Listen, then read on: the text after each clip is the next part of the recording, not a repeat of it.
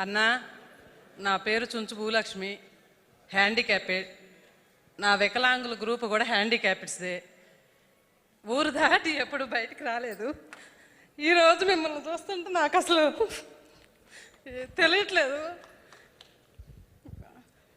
కానీ మా ఊరోళ్ళంతా నేను వస్తుంటే ఒక్కసారి మీరు మా ఊరు రావాలన్నా. నా కోరికైతే ఇదే.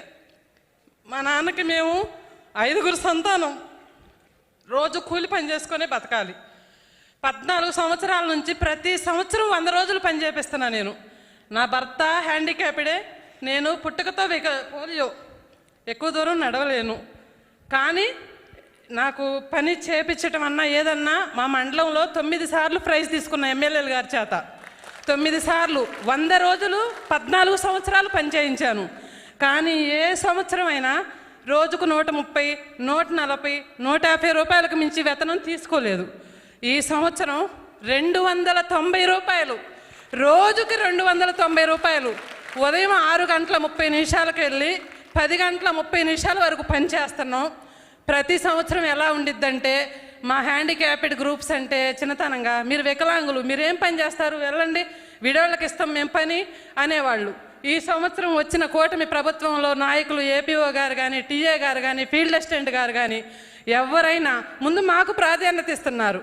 మేము మిమ్మల్ని కోరుకునేది ఏంటంటే, 100 రోజులు మాకు సరిపోవు. మేము మమ్మల్ని ఏ మిరపకాయలకి పిలవట్లా, ఏ పత్తికి పిలవట్లా, ఏ నాటికి పిలవరు, మేము వెళ్ళలేము. మాకు 150 రోజులు. వికలాంగులు కూడా పని చేస్తారన్నా, ఎందుకు చేయలేరు? మాకు 150 రోజులు పని దినాలు కావాలి. రాజుపాలెం మండలం, పల్నాడు జిల్లా, కన్నా లక్ష్మీనారాయణ గారు ఎమ్మెల్యే.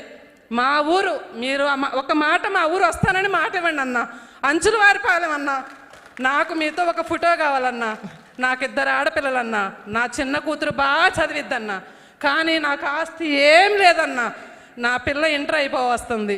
తన తర్వాత చదివించడానికి నాకే ఓపిక లేదు.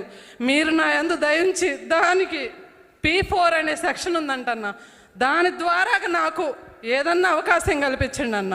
నా బ్రదర్ అన్నాయేనా, మా ఇంట్లో దేవుడి గుట్లో మీ పటం ఉంటుందన్నా. ఖుషి సినిమా భూమిక గారు మీరు దిగింది పెద్ద బొమ్మ అన్న. మా అన్నయ్య గారికి మీరంటే ప్రాణం అన్న. మేము ఇద్దరం తెల్లవారుజామున 3 రోడ్డు మీదకి వచ్చి బస్సు ఎక్కితే ఇక్కడికి 9:30 వచ్చామన్నా. మేడం గారు మా కోసం ఎంతగా ఫోన్లు లిఫ్ట్ చేసి, రాత్రి 10:30 కూడా, రాత్రి నేను నిద్రపోలేదన్నా.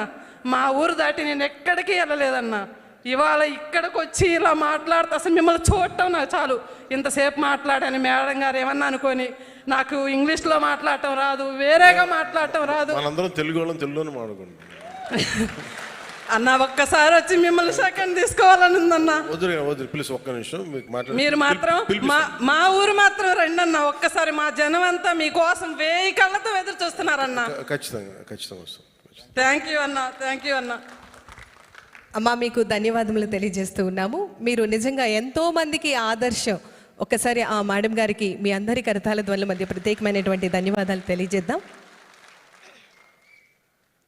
మెడలో ఎర్రని కండువ, మెదడు నిండా ప్రజా సంక్షేమంకై నిరంతరం ఆలోచనలు, వేసే ప్రతి అడుగులో జాగరూకత, చేసే ప్రతి పనిలో నైపుణ్యత మరియు పరిపాలనా దక్షత, సుశిక్షిత జన సైనికుల సేనాని, శ్రామిక పక్షపాతి, 100% కోట్ల హృదయాలను గెలుచుకున్న రారాజు, ఆంధ్రుల పాలిట కల్పతరు, శ్రమజీవుల వేగుచుక్క, కర్షక ప్రేమికుడు, సమున్నత మానవుడు, శ్రీ కలగన్న సామ్యవాద హితుడు, మన గౌరవ ఉప ముఖ్యమంత్రి వర్యులు వారు